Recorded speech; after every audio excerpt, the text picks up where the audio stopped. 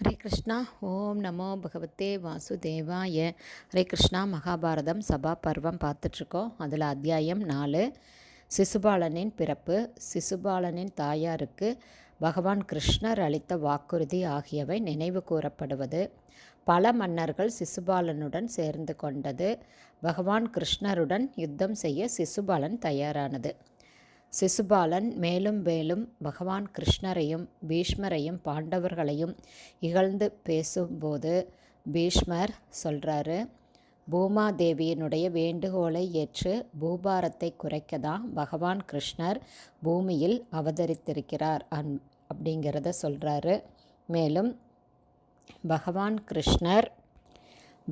கிருஷ்ணர் மனித அறிவுக்கு எட்டாதவர், யாருக்கும் வசப்படாதவர், எல்லாவற்றையும் தன் வசத்தில் கொண்டிருப்பவர்.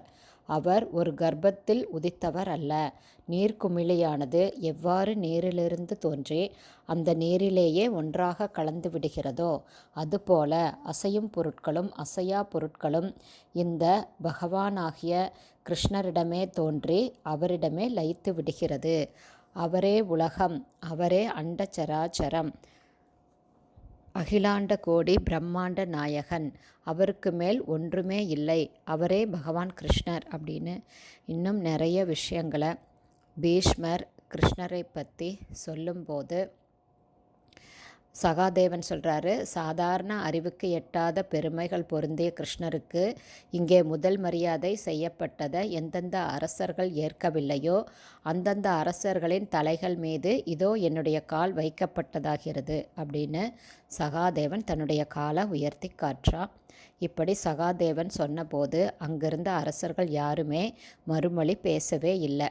அதுவரை இந்த வாக்குவாதத்தில் தலையிடாமல் இருந்தார் நாரதர்.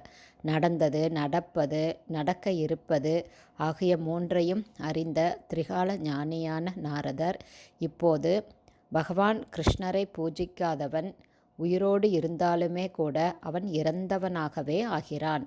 அம்மாதிரி மனிதனிடம் பேசுவது கூட தகாது அப்படின்னு முத்தாய்ப்பா பேசுகிறாரு.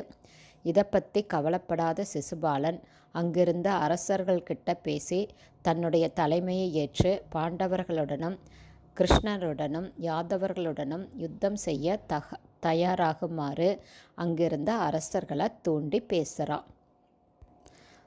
அதுக்கப்புறம் என்ன நடந்தது அப்படிங்கிறத நாளைய பதிவில் பார்க்கலாம். ஹரே கிருஷ்ணா. குருதேவுக்கு ஜெய். பிரபுபாதுக்கு ஜெய். ஹரே போல்.